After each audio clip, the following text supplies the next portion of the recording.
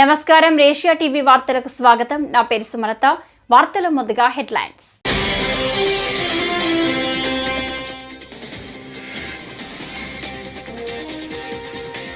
హైడ్రాకు chairman గా CM Revanth Reddy ఉంటారని commissioner AV Ranganath.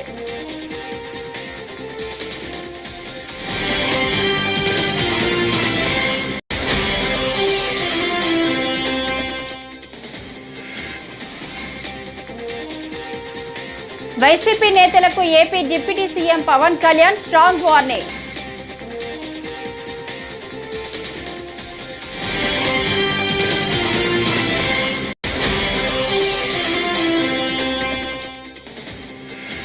Telugu భాషా సంస్కృతిని పరిరక్షించుకున్నప్పుడే మనం గొప్పవారం అవుతాం. Justice NV Ramana.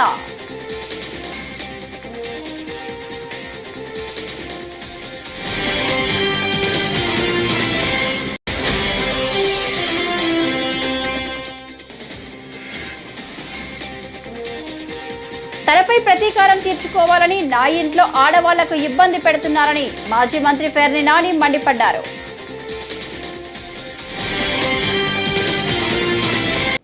ఇక డీటెయిల్స్ చూస్తే, వైసీపీ నేతలకు AP deputy CM Pawan Kalyan strong warning ఇచ్చారు.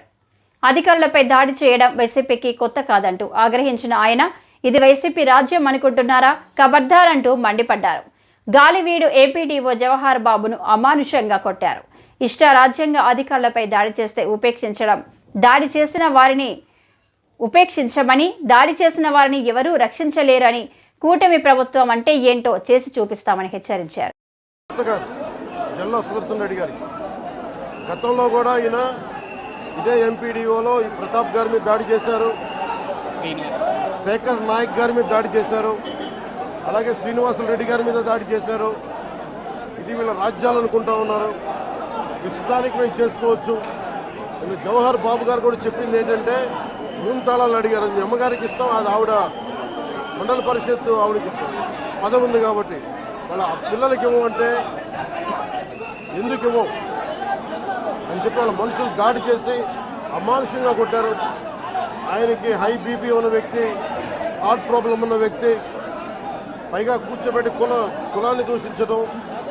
దీనికి వీళ్ళ అహంకారానికి కులం విలువ ఏం లేదా. ఎవరైనా సరే, శ్రీనివాసరెడ్డి గారు కావచ్చు, శేఖర్ నాయక్ గారు కావచ్చు, ప్రతాప్ గారు కావచ్చు, జవహర్ గారు కావచ్చు, ఎవరి మీదైనా సరే వాళ్ళకి ఆధిపత్యానికి అడ్డుకుంటే మటుకు వీళ్ళకి ఇదే. నేను వీళ్ళందరికీ ఇదే చెప్తున్నాను మీకు. ఇది గత ప్రభుత్వంలా కాదు. ఇది ఇష్టారాజ్యంగా చేస్తాం మేము కూర్చున్న వ్యక్తులం కాదు. మేము సాక్షాత్తు నేనే ఉప ముఖ్యమంత్రిగా ఉండి నేను తప్పు చేసినా శిక్ష పడాలి అని చెప్పి అసెంబ్లీలో చెప్పిన వాడిని. అలాంటిది మీరు ఇష్టారాజ్యంగా కూర్చొని అధికార విధులు నిర్వహిస్తున్న వాళ్ళ మీద దాడి చేస్తే ఏమాత్రం ఉపేక్షించాం. ఎస్పీ గారికి చెప్పాం, కలెక్టర్ గారు దృష్టికి తీసుకొచ్చాం. కలెక్టర్ గారు కూడా ఇదే చెప్పారు. నిన్న కొట్టగానే వెంటనే ఆయన విజయవాడలో ఉంటే ఆయన దృష్టికి తీసుకొస్తే వెంటనే ఎస్ఐని, కానిస్టేబుల్స్ని పంపించిన సమస్య సాగల. అదనపు బలగాలతో సిఐతో వెళ్తే తప్ప పరిస్థితి కంట్రోల్లోకి రాలా. ఎలా కొట్టారంటే లోపల గడిపెట్టి మరి, ఎవరిని రానివ్వకుండా గడిపెట్టి మరి ఆయన అమానుషంగా దాడి చేశారు. నువ్వు ఎలా వస్తావు ఇక్కడికి? ఎవరో వీళ్ళు చెప్పిన మాటలకి తొత్తులు కావాలి వీళ్ళకి. ఈ రోజున నా దృష్టిలోకి వచ్చింది, ఇది మొదటిసారి కాదు. గతంలో ప్రతాప్ గారి మీద దాడి చేశారు, శేఖర్ నాయక్ గారి మీద దాడి చేశారు, శ్రీనివాసులు రెడ్డి గారి మీద దాడి చేశారు. వీళ్ళకి కులం ఎక్కువ తక్కువ లేదు. వీళ్ళకి అహంకారం నడినెత్తి మీదకి వచ్చి కొట్టుకుంటా ఉంది. అహంకారం తీస్తాం, తోలు తీసి కింద కూర్చోబెడతాం. మీకు ఒళ్ళు ఒక్కొక్కళ్ళకి మీకు ఎక్కడెక్కడ ఉన్నాయో తెలియట్లా. మీకు అహంకారాలు పెరిగిపోయిన మీకు ఆధిపత్యం. హైడ్రాకు చైర్మన్ గా సీఎం రేవంత్ రెడ్డి ఉంటారని కమిషనర్ ఏవి రంగనాథ్ తెలిపారు. హైడ్రా పరిధిలో 1025 చెరువులను గుర్తించామన్నారు. త్వరలో హైడ్రా పోలీస్ స్టేషన్ ఏర్పాటుకు సిద్ధమవుతున్నట్లు తెలిపారు. 2000 చదరపు కిలోమీటర్ల పరిధిలో హైడ్రా పనిచేస్తుందని చెప్పారు. శాటిలైట్ ఆధారంగా సేకరించిన డేటా కూడా తమ వద్ద ఉందన్నారు. సర్వే ఆఫ్ ఇండియా నుంచి ఇమేజ్ రికార్డులు సేకరించామని చెప్పారు. దాంట్లో ఎలివేషన్లో మార్పులు చేర్పులు అంటే హైట్లో మార్పులు చేర్పులు అని కూడా తెలిస్తే దానివల్ల ఎక్కడెక్కడ మార్పులు చేర్పులు చేశారో దానివల్ల ఎఫ్టీఎల్ మారటానికి కూడా కారణాలు ఏంటనేది అంటే ఒక పారదర్శకంగా డీటెయిల్ ఎక్సర్సైజ్ చేస్తున్నాము. చేసే ముందు ఒక ఎఫ్టీఎల్ అనేది డీటెయిల్గా మార్చేసి, లేకపోతే ఏమవుతుందంటే కొంతమంది ఎవరైతే కనుక నింపినారో వాళ్ళు సేఫ్ అయిపోతారు, నింపని వాళ్ళు వాళ్ళ వైపు వాటర్ వచ్చేసి అదంతా వాళ్ళు వాళ్ళ ఏరియాలో ఎఫ్టీఎల్ అట్లా అంటే ఒక స్క్యూడ్ ఇది రావడానికి అవకాశం ఉంది. కాబట్టి ట్రాన్స్పరెంట్గా సైంటిఫిక్ పద్ధతిలో చేసేదానికి ఈ పద్ధతులు అవలంబిస్తున్నాం అన్నమాట. సో నెక్స్ట్ ఇది వేరే శాటిలైట్ ఏజెన్సీస్ తోటి కూడా మేము చర్చలు జరుగుతున్నాయి. అండ్ అట్లానే ఎన్ఆర్ఎస్సి తోటి కూడా డీటెయిల్గా మేము వారితో కూడా సంప్రదిస్తున్నాము. అండ్ నాలాస్ మీద కూడా మన గతంలో కిర్లోస్కర్ అండ్ ఓఎన్స్ కంపెనీ వాళ్ళు చేసినటువంటి రిపోర్ట్స్ ప్లస్ దీంట్లో ఎన్ఆర్ఎస్సి వాళ్ళ నుంచి కూడా సహాయ సహకారాలు తీసుకుంటున్నాము. ఈ నాలాస్కి సంబంధించిన వాటిలో కూడా especially 3rd order and 4th order అంటే 1st 2nd ఆర్డర్ అంటే చిన్న కాలువలు ఉంటాయి అన్నమాట. బట్ 3rd 4th ఆర్డర్కి వచ్చేవాళ్ళు మెయిన్ స్ట్రీమ్స్ ఉంటాయి. దాని విడ్త్ ఎలా ఉండింది అనే దాన్ని కూడా మనం విలేజ్ మ్యాప్స్ ద్వారా అండ్ అట్లానే ఇతర ఏది మనకి గతంలో చేసినటువంటి స్టడీస్ ద్వారా అండ్ ప్లస్ మనకి మెయిన్గా శాటిలైట్ ఇమేజెస్ ద్వారా కానీ లేకపోతే టోపో షీట్స్ ద్వారా కానీ కూడా గుర్తించడానికి ప్రయత్నం చేస్తున్నాం అన్నమాట. అండ్ దీంతో పాటు చూస్తే కనుక ఇప్పటికి దాదాపు 5,000-8,000 కంప్లైంట్స్ దాకా మాకు రావటం జరిగింది. వీటిలో చాలా వరకు కూడా మనకి ఇది ఎంక్రోచ్మెంట్స్ ఇన్ ఇది ఎఫ్టీఎల్ గురించి కానీ లేకపోతే అనాథరైజ్ కన్స్ట్రక్షన్స్ మీద కూడా వస్తున్నాయి. సో అనాథరైజ్ కన్స్ట్రక్షన్స్ మీద కూడా హైడ్రాకి ఇప్పుడు అవతర్ దెన్ జిహెచ్ఎంసీ అంటే అవుట్ సైడ్ జిహెచ్ఎంసీ చుట్టూ ఉన్న 27 మున్సిపాలిటీస్లో కూడా అనాథరైజ్ కన్స్ట్రక్షన్స్ మీద కూడా యాక్ట్ చేసేటటువంటి అధికారం మున్సిపాలిటీస్ యాక్ట్ ద్వారా మాకు సంప్రదించడం కూడా జరిగింది అనేది కూడా మీ అందరూ కూడా తెలియపరుస్తున్నాం. సో దాంట్లో కూడా మాకు ప్రధానంగా అసోసియేషన్స్ ఎవరైనా కంప్లైంట్ చేస్తే అంటే అక్కడ ఎందుకంటే చాలా చోట్ల వచ్చాయి ఇది. సో మీరు అనొచ్చు ఎక్కడ మనం డిస్క్రిమినేట్ చేస్తామనే దానికి పబ్లిక్ నుంచి వచ్చి తనపై ప్రతీకారం తీర్చుకోవాలని నా ఇంట్లో ఆడవాళ్లను ఇబ్బంది పెడుతున్నారని మాజీ మంత్రి పేర్ని నాని మండిపడ్డారు. ఏదో ఒక రకంగా నన్ను నా భార్యను అరెస్టు చేయాలని చూస్తున్నారని ఆయన ఆవేదన వ్యక్తం చేశారు. రేషన్ బియ్యం మాయం కేసులు తనపై జరుగుతున్న తప్పుడు ప్రచారాన్ని మాజీ మంత్రి పేర్ని నాని ఖండించారు. ఈ విషయంలో అధికారుల దర్యాప్తు కంటే సోషల్ మీడియాలో రచ్చ ఎక్కువైందని, పోలీసుల విచారణ పూర్తి కాకముందే ఉద్దేశపూర్వకంగా తనను దొంగగా ప్రచారం చేస్తున్నారని ఆవేదన వ్యక్తం చేశారు. ఆఫర్ లెటర్ ఇచ్చి రెంట్కి తీసుకున్న నేపథ్యంలో దాంట్లో వచ్చినటువంటి బియ్యం నిల్వల్లో షార్టేజీ దాని మీద గడిచిన 10వ తారీఖు నుంచి ఇప్పటి వరకు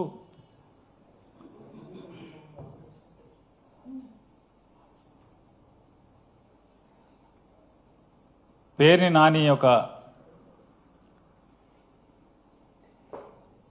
అక్రమార్కుడిగా నేనేదో ఉద్దేశపూర్వకంగా తప్పుడు పనులు చేశానని చెప్పని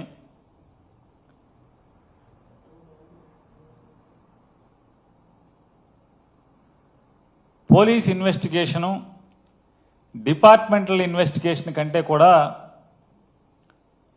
మీడియా సోషల్ మీడియా అత్యుత్సాహంతో విపరీతమైనటువంటి రాజకీయ కక్షతో చిలవలు పలవలుగా పుంకాలుగా రోజు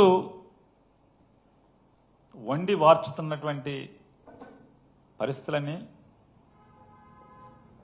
తెలుగు సమాజం అంతా కూడా చూస్తుంది. వాస్తవంగా దాంట్లో తెలుగు భాషను కాపాడుకుందాం, ఆత్మాభిమానాన్ని పెంచుకుందాం అనే నినాదంతో ఐక్యత చాటేందుకు నలుమూలల నుంచి విజయవాడకు తరలి వచ్చిన వారందరికీ వందనాలు అని సుప్రీంకోర్టు మాజీ ప్రధాన న్యాయమూర్తి జస్టిస్ ఎన్వి రమణ అన్నారు. విజయవాడలో జరుగుతున్న ప్రపంచ తెలుగు రచయితల 6వ మహాసభలో పాల్గొని ఆయన ప్రసంగించారు. ఈ సభలను నిర్వహిస్తున్నటువంటి ప్రపంచ తెలుగు రచయితల సంఘం, కృష్ణా జిల్లా రచయితల సంఘం మండలి బుద్ధప్రసాద్ గారికి ఒక తెలుగు బిడ్డగా నా హృదయపూర్వక కృతజ్ఞతలు తెలియజేసుకుంటున్నాను. ఈ మహోద్యమానికి మద్దతు ఇస్తున్నటువంటి తెలుగు ప్రజలకి నా వందనం, అభివందనం. వాడుక భాషగా మార్చి ప్రజలకు సాహిత్యం అందించడం కోసం కృషి చేసినటువంటి గిడుగు రామమూర్తి నుంచి గురజాడ వరకు, రఘుపతి వెంకటరత్న నాయుడు, త్రిపురనేని రామస్వామి చౌదరి, కందుకూరి వీరేశలింగం లాంటి మహానుభావులు కాలానికి ఎదురీది భాషను పరిపుష్టిపరిచారు. ఈనాటికి వాడుక భాషకు సంబంధించి మనం ఇంకా ప్రజలకు దగ్గర కాలేదనేటటువంటి విషయం స్పష్టమవుతుంది. దానికి కారణం స్వతంత్రం వచ్చిన తర్వాత ప్రత్యేకించి తెలుగు భాష మీద ఏ ప్రభుత్వం దృష్టి పెట్టలేదు. కానీ గమనించవలసిన విషయం ఏంటంటే ప్రపంచంలో అనేక దేశాలు వారి మాతృభాషలను అభివృద్ధిపరిచి లాభాలు పొందాయి. ఉదాహరణకు దక్షిణ కొరియా దేశంలో అమెరికా కన్నా 4 గంటల మేధా సంపత్తిలోను కొత్త నూతన ఆవిష్కరణలోనూ ముందుంది. అక్కడ వారి మాతృభాషలోనే వారు పరిశోధనలు చేస్తారు, భాష కొనసాగుతుంది, విద్యాబోధన కొనసాగుతుంది. అదేవిధంగా జపాన్, చైనా, ఇజ్రాయెల్ అనేక దేశాలు ఇవాళ ఇంగ్లీష్ భాష మాట్లాడే కన్నా వారి మాతృభాషలో విద్యాబోధన చేసి అనేక నూతన ఆవిష్కరణలు చేసి ప్రపంచంలో ముందున్నాయి. హిబ్రూ భాషలో ఇజ్రాయెల్ చాలా అభివృద్ధి చెందినటువంటి విషయం కూడా మనం గమనించాల్సిందిగా కోరుతున్నా. ఆ దేశాలు వారి సాంకేతికను, వారి విజ్ఞానాన్ని తమ భాషలో రాసుకున్నాయి, తమ భాషలోనే ఆలోచించాయి, తమ భాషలోనే విజయ గీతాలను ఆలపింపజేశాయి. అక్కడ మాతృభాష ఉపాధినిచ్చింది, ఆత్మగౌరవాన్ని పెంచింది. వారితో వ్యాపారం చేయడానికి ప్రపంచమంతా ఇవాళ ఎగబడుతున్నటువంటి పరిస్థితి ఉంది. ఏ జాతికైనా అంతకు మించిన గౌరవం ఏముంటుంది?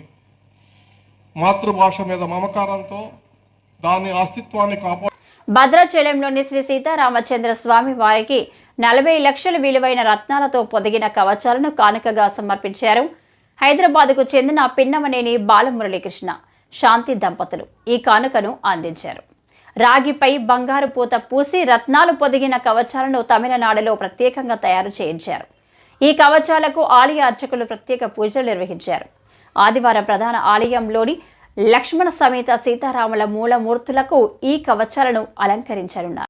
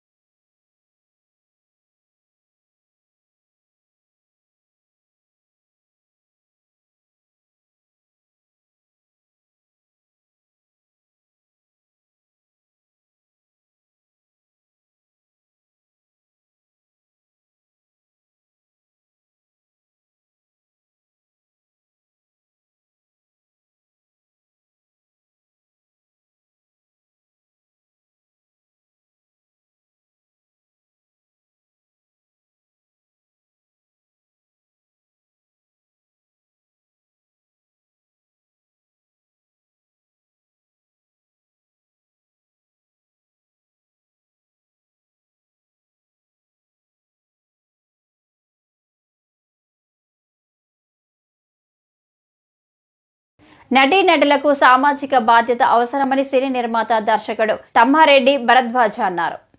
తాజాగా ఆయన ప్రెస్ మీట్ పెట్టారు. ఇటీవల సినీ ప్రముఖులు సీఎంను కలవడం గురించి మాట్లాడారు. ఇండస్ట్రీకి ప్రభుత్వానికి మధ్య గ్యాప్ వచ్చిందని అపోహ ఆ మీటింగ్తో తొలగిపోయిందన్నారు. ప్రభుత్వం చేపట్టే అవగాహన కార్యక్రమాల గురించి నటీనటులందరూ వీడియోలు చేయాలన్నారు. ఏది ఇండస్ట్రీ? నేను ఇండస్ట్రీయా, లేకపోతే మీరు ఇండస్ట్రీయా, లేకపోతే ఎవరు పలానా నెంబర్ 1 హీరో ఇండస్ట్రీయా, నెంబర్ 1 హీరోయిన్ ఇండస్ట్రీయా, నెంబర్ 1 డైరెక్టర్ ఇండస్ట్రీయా, లేకపోతే ఛాంబర్? మా లెక్కలో ఏంటంటే ఛాంబర్ ఒకటే ఇండస్ట్రీ. ఛాంబర్లో పెద్దవాళ్ళు ఉండొచ్చు, చిన్నవాళ్ళు ఉండొచ్చు, వాళ్ళకి పాపులారిటీ ఉండొచ్చు, ఉండకపోవచ్చు. వాళ్ళు రిప్రజెంట్ చేస్తారు. ఎందుకంటే chamber represents production sector, studio sector, exhibition sector, అట్లాగే studio distribution sector, plus movie artist association, federation కూడా దానికి ఎఫిలియేటెడ్. అంటే వాళ్ళు మనకు డైరెక్ట్గా సంబంధం లేకపోయినా వాళ్ళు మనకి ఎఫిలియేటెడ్ బాడీస్. అందుకని అందరినీ సమన్వయం చేసుకుంటానికి ఛాంబర్ ఉంది. ఏది వెళ్ళినా కానీ గవర్నమెంట్ని కలవాలంటే ఛాంబర్ని కలవాలి. అందుకని నిన్న మీరు కలిసిన మీటింగ్ అంటున్నారు కదా, దానికి ఎజెండా లేదు. ఒక ఎజెండా ఉందంటే ఛాంబర్ పెట్టి ఉంటుంది. అంటే మనం ఇండస్ట్రీ కలిసినట్టు. ఎజెండా లేకుండా కలిస్తే పర్సనల్గా కలిసినట్టు నా ఉద్దేశంలో. లేదు పర్సనల్గా కాదు పలానా వాళ్ళు చేస్తున్నారంటే నేను అనుకోవటం అది ఎఫ్డీసీ చైర్మన్ గారు పిలిచినట్టున్నారు. సో వాళ్ళు పెద్దవాళ్ళు అందరూ సోకాళ్ళు నిజంగా అందులో ఇవాళ సినిమా చేస్తున్న వాళ్ళు అందరూ ఉన్నారు, పెద్దవాళ్ళు అందరూ ఉన్నారు. సో ఇండస్ట్రీకి కొంతవరకు అనుకోవచ్చు. రన్నింగ్ ప్రొడ్యూసర్లు, రన్నింగ్ డైరెక్టర్లు, రన్నింగ్ యాక్టర్లు, అందరూ ఉన్నారు. పేరు చెప్పకుండా అదే చెప్పాను. ఇండస్ట్రీకి గవర్నమెంట్ మధ్య బాగా దూరం పెరిగింది. ఇటీవల జరిగిన కొన్ని ఇన్సిడెంట్స్ ఆ దూరాన్ని తగ్గించుకోవడం కోసమే వీళ్ళందరూ అక్కడికి వెళ్ళారు. అదే నేను కూడా అదే అనుకున్నాను. అంటే వెళ్తే మంచిదే కదా. ఇప్పుడు నేను ఆల్రెడీ మొన్న పెట్టిన వీడియోలో పెట్టాను. పెద్దవాళ్ళంతా ఇండి ముఖ్యమంత్రి గారితో మాట్లాడి చేసుకోవాలనుకున్నాను. దానికి వెళ్తున్నారు, సెట్ అయిపోతుంది అనుకున్నాను. నిజంగా సెట్ అయిపోయింది. ఆ ఇష్యూ వరకు అయితే సెట్ అయిపోయింది. వీళ్ళు మాట్లాడారా మాట్లాడలేదా అనేది పక్కన పెడితే ఇష్యూ సెటిల్ అయిపోయింది. దాని గురించి ఎవరు వీళ్ళు కానీ వాళ్ళు కానీ మాట్లాడకూడదు అనే నిర్ణయం తీసుకున్నట్టున్నారు. ఇది మాట్లాడదు. ఎందుకంటే ఇట్స్ ఇన్ ద కోర్టులో తేల్చుకుంటాం అనేది వాళ్ళకి వీళ్ళకి ఒక క్లారిటీ వచ్చేసింది. గవర్నమెంట్కి కానీ ఇప్పుడు ఈ పార్టీకి కానీ. సో ఇక దాని గురించి క్లోజ్ అయిపోయింది. ఓ సంతోషం ఏంటంటే ఆ గొడవ వదిలిపోయింది కదా. ఇంకే గొడవ పక్కలో. ఆంధ్రప్రదేశ్ శాసన మండలి ప్రతిపక్ష నేత బొత్స సత్యనారాయణ ఆధ్వర్యంలో మాజీ ప్రధాని మన్మోహన్ సింగ్ చిత్రపటానికి పూలమాలలు వేసి ఘన నివాళులర్పించారు. ఈ కార్యక్రమంలో విశాఖపట్నం వైఎస్ఆర్ కాంగ్రెస్ పార్టీ జిల్లా పార్టీ అధ్యక్షులు మాజీ మంత్రి గుడివాడ అమర్నాథ్, విశాఖ జిల్లా పరిషత్ chairperson Jallipalli Subhadra, MLC doctor Kumbha Ravibabu, MLC Ravindrababu, మాజీ MP doctor Botsa Jhansi Lakshmi, deputy mayor, మాజీ ఎమ్మెల్యేలు, సమన్వయకర్తలు, కార్పొరేటర్లు, మాజీ కార్పొరేటర్లు, వార్డు అధ్యక్షులు, కార్యకర్తలు, ఇతర ప్రజాప్రతినిధులు తదితరులు పాల్గొన్నారు. ఈ దేశంలో ఎంతమంది ప్రధానులు చూసాం మనం. ఒక్కొక్క దాంట్లో ఇదైతే ఇది అన్నిట్లో ఆ ఒక రంగమా, రెండో ఒక రంగమా, అది ఆర్థిక రంగమా, వ్యవసాయ రంగమా, లేకపోతే ఇంకొక రంగమా అనేది కాకుండా దేశం యావత్తు ఏది అవసరమో, ప్రజలకు ఏది అవసరమో, ఆ రోజున్న 100 కోట్ల మందికి ఏది అవసరమో దాన్ని దృష్టిలో పెట్టుకుని ఆయన సంస్కరణ చేశారు. ఈ రోజు పేదవాడికి ఇస్తున్న అన్ని ఆహార పథకం ఉంది NRDS. ఆ పథకాన్ని తీసుకొచ్చి ఏదైతే మా సగటు మనిషికి కానీ సామాన్యుడికి 5,000 నోట్లోకి వెళ్ళాలి, ప్రతిరోజు కూడా ఆకలితో ఎవరు కూడా ఆకలి మంటలతో ఉండకూడదు, ప్రతి ఒక్కరు కూడా సంతోషంగా ఉండాలని ఆలోచనతో ఆ రోజు ఆయన తీసుకొచ్చిన ఈ పథకం ఇవాళ దేశం అంతా కూడా ఇవాళ కొనసాగుతున్న సందర్భాన్ని కానీ లేదు దేశంలో ఒకే యూనిక్ కోడ్ ఉండాలని చెప్పి అందరికీ కూడా ప్రపంచంలో ఎక్కడ విధంగా ఈ రోజు భారతదేశంలో జరుగుతున్న నేపథ్యం కానీ లేదా ఆర్థిక సంక్షోభం కానీ ఏ అంశాన్ని తీసుకున్నా సరే ఒకటి కాదు, రెండు కాదు ఇవాళ. అందుకే ఇందాక పెద్దలు చెప్పినట్లు యావత్తు రాజకీయాలకు అతీతంగా రాజకీయం అనేది ఇవాళ ప్రధానమంత్రులు వస్తుంటారు వెళ్తుంటారు, కానీ ఒక ప్రధానమంత్రి రాజకీయాలకి తో ఈ ఎన్నికల్లో చూస్తున్నాం. రాజకీయాలతో ముడిపడి ఉన్నారు, కానీ రాజకీయాలకు అతీతంగా నాకు దేశమే ముఖ్యం, నాకు దేశ ప్రజలే ముఖ్యం అనేది ముఖ్యంగా మన భారతదేశాన్ని తీసుకుంటే భారతదేశానికి ఒక్కటే సాధ్యం. ప్రపంచ దేశాల్లో ఒక ఆర్థిక శాస్త్రవేత్త ప్రధానమంత్రిని, ఒక శాస్త్రవేత్తని వచ్చి భారత రాష్ట్రపతిని చేసిన మరి ఘనత ఈ దేశంలో మన ఒక్క భారతదేశానికి ఉంది, ఇవాళ ప్రపంచ దేశానికి. మరి ఒక్కసారి అలాంటి నేపథ్యంలో ఇవాళ మరి వారు లేని లోటు, చాలా తీరని లోటుని వారి తాలూకా స్మృతికి మనందరం కూడా చింతిస్తూ ఇవాళ ఆయన ఆత్మశాంతికి చేకూరాలని, ఆయన తాలూకా ఆశయాలకి ప్రతి ఒక్కరూ కూడా వారి వంతున వారికి వచ్చిన విధంగా వారి దైనందిన జీవితం వారికి తోచిన విధంగా వారు దాంట్లో ఆ స్ఫూర్తితో పనిచేయాలని మరి ప్రతి ఒక్కరిని కోరుకుంటూ వారి కుటుంబానికి ప్రగాఢ సానుభూతిని, వారి ఆత్మశాంతి చేకూరాలని కోరుకుంటూ సెలవు తీసుకున్నాను. జై హింద్. దాచేపల్లి వద్ద అద్దంకి నార్కెట్పల్లి హైవేపై గొర్రెల కాపర్లు, వారి మద్దతుదారులు ఆదివారం ఉదయం పెద్ద ఎత్తున రాస్తారోకో నిర్వహించారు. ట్రావెల్స్ బస్సు ఢీకొని వందలాది గొర్రెలు మృత్యువాత పడ్డాయి. గొర్రెల కాపర్లు గాయపడడంతో ఆసుపత్రికి తరలించారు. ఈ నేపథ్యంలో బస్సు డ్రైవర్, ఓనర్ను వెంటనే అరెస్ట్ చేయాలని, బాధితులకు నష్టపరిహారం చెల్లించాలని డిమాండ్ చేస్తూ రాస్తారోకో చేశారు. తెలంగాణ రాష్ట్రం నుంచి ఆంధ్రప్రదేశ్ రాష్ట్రంలోకి పొట్టకూటి కోసం జీవాల పెంపకందారులైనటువంటి మా యాదవ్ సోదరులు మాదనపాడు గ్రామానికి వలస వస్తున్న సందర్భంలో ఈ యొక్క మార్కెట్ యార్డు దగ్గర ఉన్నటువంటి హైవే మీద, నేషనల్ హైవే మీద దాదాపు 250 గొర్రెలను పోపు 2 మనుషులు కూడా చంపేటటువంటి దుర్మార్గమైన యాక్సిడెంట్ చేసింది ఈ బస్సు. ఒకసారి బస్సును కూడా చూడండి. ఇది మా యాదవ్ సోదరులు ప్రతి రోజు ఎదుర్కొంటున్న సంఘటన ఇది. ఎక్కడ చూసినా పిడుగులు పడి దెబ్బలు తగులుతున్నాయి, జీవాలు చనిపోతున్నాయి. లారీలు గుద్దుతున్నారు, బస్సులు గుద్దుతున్నారు, మోటార్ సైకిల్ కనీసం గుద్దుకొని వెళ్ళిపోవటమే గానీ ఆపి వాళ్ళకి పరిహారం ఇవ్వడం గానీ, లేకపోతే వాళ్ళు చచ్చారా బతికారని పరామర్శించడం గానీ చేయడం లేదు. ఈ రోజున రాష్ట్రంలో కావచ్చు, దేశంలో కావచ్చు ఇలాంటి సంఘటనలు జరిగినప్పుడు అహంకార ధోరణితో ప్రభుత్వాలు చేస్తున్నాయి. యాక్సిడెంట్ చేసిన కారకులు కూడా నిర్లక్ష్యము. డబ్బు ఉంది కదా, మనం పొలిటికల్ అయినా కొనుక్కోవచ్చు, పోలీస్ డిపార్ట్మెంట్ అయినా కొనుక్కోవచ్చు, మనకి ఏం కాదు అనేటువంటి ఒక అహంకారంతో ఇలాంటి సంఘటన జరిగిన ప్రతిసారి నిర్లక్ష్యంగా వెళ్లిపోవడం జరుగుతుంది. దానివల్ల మా సోదరులు ప్రాణాలు కోల్పోతున్నారు, జీవన వృత్తి పోతుంది. ఈ రోజున 250 జీవాలు, దాదాపు 40-50 లక్షల రూపాయల ఖరీదు, 2 ప్రాణాలు పోయే పరిస్థితిలో ఉందంటే దీన్ని మేము ఖచ్చితంగా తీవ్రంగా ఖండిస్తున్నాం. ఓనర్ ని, డ్రైవర్ ని వెంటనే జైలుకు పంపించడమే కాకుండా ₹1 కోటి పరిహారం ఒక్కొక్క మనిషికి జీవాలకి ఎంతైతే నష్టం జరుగుతుందో అంత పరిహారం ఇప్పించాలని మేము డిమాండ్ చేస్తున్నాం. ఇది జరిగేదాకా మేము ఈ హైవే నిర్బంధాన్ని వదిలిపెట్టాం. తక్షణమే ఇక్కడికి ప్రభుత్వం నష్టం చేసిన వారు దిగొచ్చి రావాలి. దిగొచ్చినాక మేము ఇక్కడి నుంచి కదలమని గట్టిగా చెప్తున్నాం. అనకాపల్లి జిల్లా నక్కపల్లిలోని బాలికల గురుకుల పాఠశాలను హోంమంత్రి వంగలపూడి అనిత శనివారం ఆకస్మికంగా తనిఖీ చేశారు. మధ్యాహ్నం సమయంలో పాఠశాలకు వచ్చారు. విద్యార్థులకు పెట్టిన భోజనాన్ని పరిశీలించడంతో పాటు వారితో కలిసి ఆమె కూడా భుజించారు. ఈ సందర్భంగా ఇక్కడ బోధన నాణ్యత వివరాలను అడిగి తెలుసుకున్నారు. స్థానిక సమస్యలపై ఆరా తీశారు. ఉన్నత లక్ష్యాలు ఏర్పాటు చేసుకుని వాటిని సాధించాలని విద్యార్థులకు సూచించారు.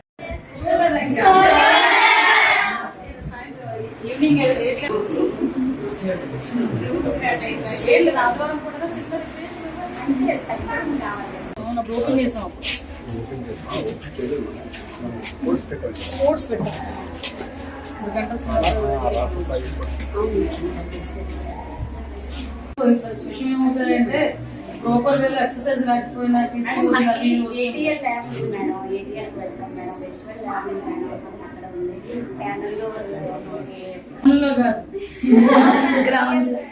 నాంది ఫౌండేషన్ వాళ్ళు స్పెషల్ గా 3 టీచర్లు కూడా వేశారు. ఈ మీకు ఆడిస్తున్నారు మేడం. ఎందుకంటే అది ఈ రోజు అనుకోవచ్చు ఆడుకోవడం, అది ఫిజికల్ ఎక్సర్సైజ్ అన్నది ఆడుకోవడానికి ముఖ్యంగా ఫర్దర్ గా ఎటువంటి కాంప్లికేషన్స్ రాకుండా ఉంటాయి. చదువుతో పాటు ఆటలో ఉండాలి, అన్ని అంతా ఉండాలి. All the best. చదువుకోవడానికే కదా, చదువుకోకుండా మనం ఏదైనా కొంచెం అటు ఇటుగా కూడా ఉన్నా కూడా వాళ్ళు ఇబ్బంది పడతారు. హ్యాపీగా చదువుకోండి, మంచి మంచి ఉద్యోగాలు ఉన్నాయి, పాలిటిక్స్ కూడా ఉంది కదా. మీరు చక్కగా డిగ్రీకి వచ్చే టైంకి డిస్ట్రిక్ట్ వస్తుంది. ఫస్ట్ ఆఫ్ ఆల్ ధైర్యంగా ఉండండి. ఇక్కడ నుంచి వెళ్ళేటప్పుడు గోల్తో వెళ్ళాలి. పెళ్లి చేసుకుందాం గోల్ కాదు, మంచి ఉద్యోగం రావాలి, అంతవరకు చదువుకోవాలి. పేరెంట్స్ మిమ్మల్ని జమ్మూ కాశ్మీర్ను మంచు దుప్పటి కప్పేసింది. శనివారం ఉదయం నుంచి భారీగా మంచు కురుస్తున్న నేపథ్యంలో శ్రీనగర్ జమ్మూ జాతీయ రహదారి, మొఘల్ రోడ్డు రహదారులను అధికారులు మూసివేశారు. బనిహాల్, బారాముల్లా మధ్య పలు రైళ్లు రద్దు చేయగా శ్రీనగర్ విమానాశ్రయం నుంచి సర్వీసులను నిలిపివేశారు.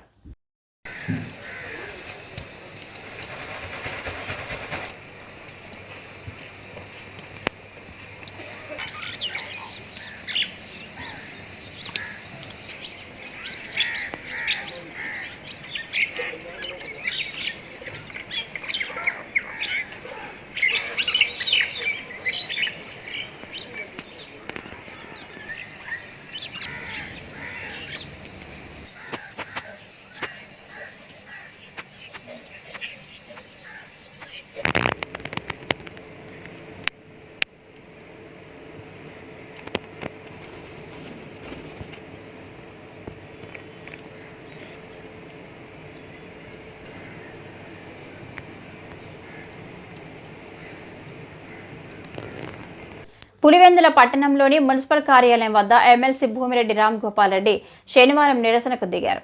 శనివారం మున్సిపల్ కౌన్సిల్ సమావేశం ఉంది. నన్ను అవమానించడానికే వైసీపీ కౌన్సిలర్లు, చైర్మన్, వైస్ చైర్మన్ సమయానికి రాలేదు. ఈ రోజు సమావేశాన్ని వాయిదా వేసి మరో రోజు నిర్వహించాలి అని ఎమ్మెల్సీ కోరారు. కానీ ఎమ్మెల్సీ వచ్చిన అరగంట తర్వాత వైసీపీ ప్రజాప్రతినిధులు రావడంతో సమావేశం ప్రారంభమైంది. బయటకు వచ్చి కూర్చొని మైకులు ఎత్తుకోనన్నా విజువల్ పంపిస్తానన్నా. కూర్చునేది ఒకటి పెడతా. మున్సిపల్ కమిషనర్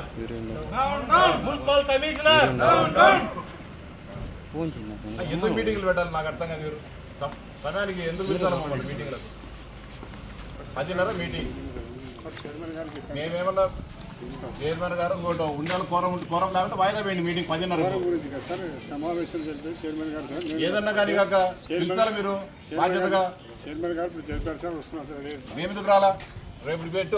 రక్తహీనత నివారణ కమిటీ సమావేశం మన్యం జిల్లా కలెక్టర్ శ్యామ్ ప్రసాద్ అధ్యక్షతన మక్కువ మండలం పనసభద్ర గ్రామంలో శుక్రవారం జరిగింది. ఈ సందర్భంగా రక్తహీనతతో ఉన్న గర్భిణీలు, మహిళల రిపోర్టులను కలెక్టర్ పరిశీలించి వారితో మాట్లాడారు. జిల్లాలో రక్తహీనత చాలా ఎక్కువగా ఉందని, సరైన పోషకాహారం తీసుకోకపోవడం వలన ఈ సమస్య ఉంటుందని అన్నారు. అంగన్వాడీ కేంద్రాల ద్వారా పంపిణీ చేసే ఆహారాన్ని క్రమం తప్పకుండా తీసుకోవాలన్నారు. బాగా చూసుకోవాలి, నల్లమ్మని అందరూ బాగా చూసుకోవాలి, ఊర్లో వాళ్ళందరూ. అందుకే ఈ కమిటీ, మిగతాది ఏమీ లేదు. ప్రెగ్నెంట్ బాగా డెలివరీ అవ్వాలంటే రక్తహీనత లేకుండా చూసుకోవాలి. అది చేయడానికి మనందరం ఈరోజు ఈ మీటింగ్లో కూర్చున్నాం. అది సారం. సో దానికి మనం అంగన్వాడీ వాళ్ళు సరిగ్గా పనిచేస్తున్నారో లేదో చూడాలి, ఆశా ఏఎన్ఎం సరిగ్గా వెళ్తున్నారో చూడాలి, డాక్టర్ గారు సరిగ్గా చెక్ చేస్తున్నారో చూసుకోవాలి. అండ్ అది కాకుండా మనం కూడా మన వంతుగా ఆవిడకి ఆకుకూరలు, గుడ్లు, పాలు ఎక్కువ రోజు తినాలి. ఆవిడ వారానికి 2 సార్లు తింటుంది. రోజు తినేలా చూడాలి. అది మనం విత్తనాలు ఇస్తాం. మీ ఇంటి దగ్గర ప్లేస్ ఉందా? పాలకూర వేసుకోవడానికి విత్తనాలు వేస్తే మీరు చోటు ఉందా? జాగా వంకాయలు అని కాదు, ఓన్లీ ఆకుకూరలు అవి త్వరగా వస్తాయి. పెరడ్ ఏమైనా ఉందా స్థలం? సో మరి విత్తనాలు ఇస్తే వాడుకుంటారా, లేదంటే ఎవరైనా పండించి ఇవ్వాలా? మీకు మీరేమంటారు? అంటే విత్తనాలు ఇస్తే మీరు ఎవరైనా మీ ఇంట్లో వాళ్ళు ఎవరైనా వేయగలుగుతారా? మరి విత్తనాలు కిట్ ఏమైనా రెడీ చేసామా అగ్రికల్చర్ ముందంటే కూడా ఉపాధి హామీలో మనం డబ్బులు ఇచ్చి, అంటే మీరు అక్కడికి వెళ్ళి పని చేసిన దానికి 300 రూపాయలు వస్తాయి. ప్లస్ అక్కడ ఆకుకూరలు పండించి ఇలాంటి మన ప్రెగ్నెంట్ ఉమెన్కి ఇవ్వండి. ఈ వార్తలు ఇంతటితో సమాప్తం. నమస్కారం.